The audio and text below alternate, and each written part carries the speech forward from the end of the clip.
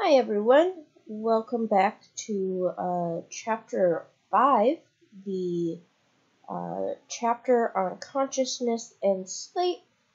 In the last video, we talked about the different stages of sleep and why we sleep. And in this video, we're going to talk about dreaming. So, what are dreams? Why do we dream? That's the big question. So, dreaming, as we talked about in the previous lecture, can happen at any stage of sleep. However, the most realistic dreams, the most story-like dreams, will occur during stage 5, REM sleep. Now, when we're talking about dreaming, we like to define it as something that's a universal experience. In other words, everyone dreams. So even though everyone's been brought up in different cultures, we still dream, and there are some consistencies across cultures as to what we dream about. And usually it's about things we experience during the day, or something that's happened to us previously. And what's really cool is that even people that were born blind will still experience dreams. Now, they may be slightly different than the typical dream that seeing people have, but they do still experience dreams. So that's pretty cool. So because they're all universal experiences and everyone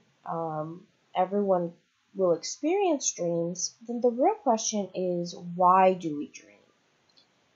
So some people suggest that dreams help us process emotional memories, that they're a good way to kind of process things that maybe we didn't fully understand before, for some bad memories, or to re-experience good memories.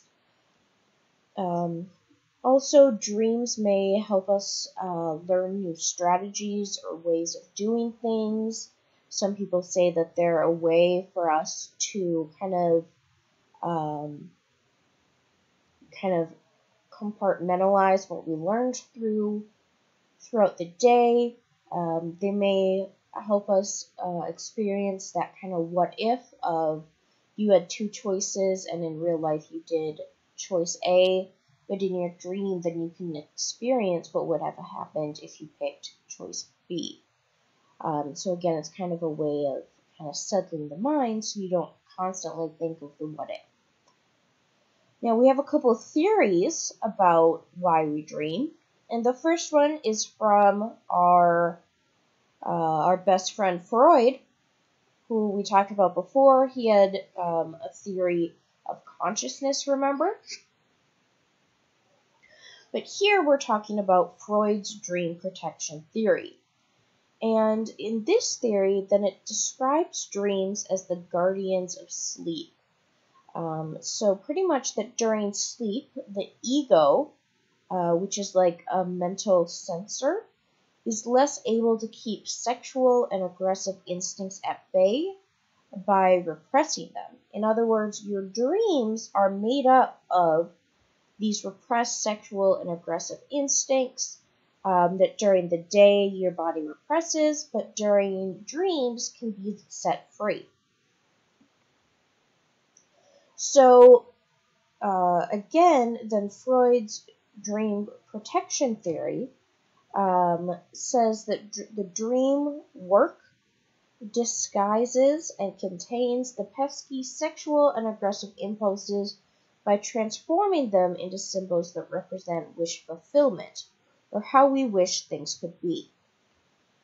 So in other words, what he's saying is that the main purpose of our dreams is wish fulfillment, the gratification of our unconscious desires and needs.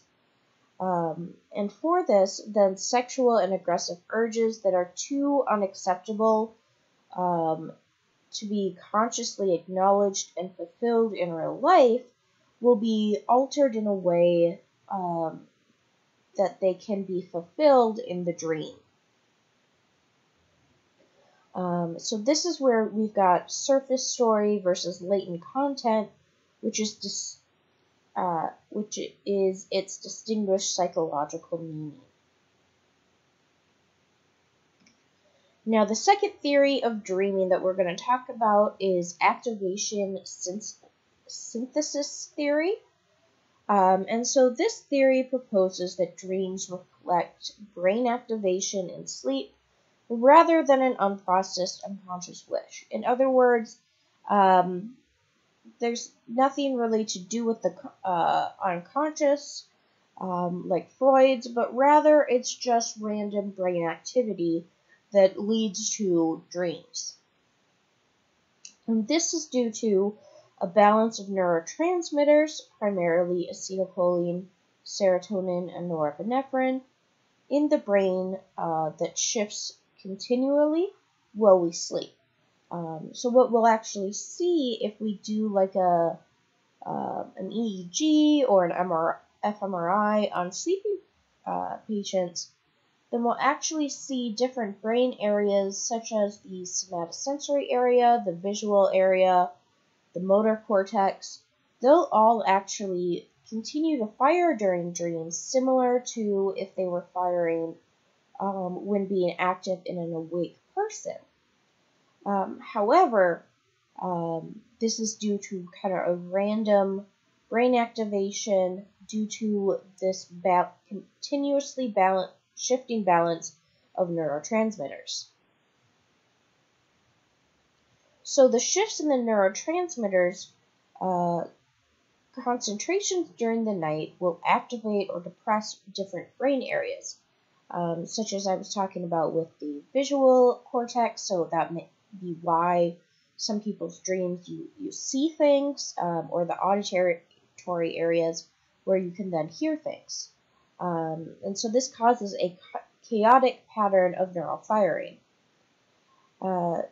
And this is translated by the forebrain as effectively as possible. In other words, the forebrain takes all of this random firing and tries to create an explanation for why all of this is firing, and that's what kind of creates the storyline in the dream.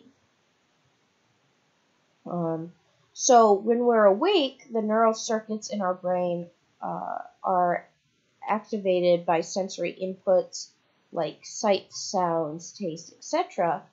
But during REM sleep or other dream stages of sleep, then the brainstem bombards our higher brain centers with random neural activities. And the cerebral cortex will interpret these patterns of neural activity to then produce a meaningful perception. So it's really trying to make sense out of the random neural activity. So we're creating a dream that best fits the particular pattern of activation that exists at any particular moment. So that's really it for dreams. Now we're going to talk about a couple sleep disorders that can occur during different stages of sleep, as well as kind of connected to dreaming as well. So the first one we're going to talk about is insomnia. This one's very common. In fact, it's the most common sleep disorder, where 10 to 40% of the population experiences insomnia. And insomnia is defined as chronic difficulty in falling asleep, staying asleep, or experiencing restful sleep. So in other words, it's not just a one-night difficulty of falling asleep. It's a chronic, multi-night, kind of building on itself difficulty of falling asleep or staying asleep. And also, people with insomnia don't experience restful sleep, which means they aren't able to get down to sleep stages 3 and 4. The next one we're going to talk about is narcolepsy. So narcolepsy is where people will experience sudden episodes of sleep. They'll actually go straight from full awakeness straight into REM sleep. with really no warning signs, so people will just fall asleep, and this can be dangerous for people because they can, fall asleep while driving, just while walking, they just collapse, so it can be dangerous. And sometimes narcolepsy has been associated with cataplexy, which is a complete loss of muscle tone during waking hours. In other words, people won't be able, they'll just fall down, they just lose all muscle tone, and can't control their muscles during a narcoleptic episode. So narcolepsy can be caused by genetic factors, or specific types of brain damage, or also a lack of orexin. So orexin is a neuropeptide that regulates arousal, wakefulness, and appetite. So if you have a lack of orexin, then you're not going to be able to feel wakefulness. So obviously you're going to more easily fall to sleep. Also brain damage to some areas can also cause this. And then if someone closely related to you has narcolepsy, you are at an increased risk of also having narcolepsy due to this genetic factor.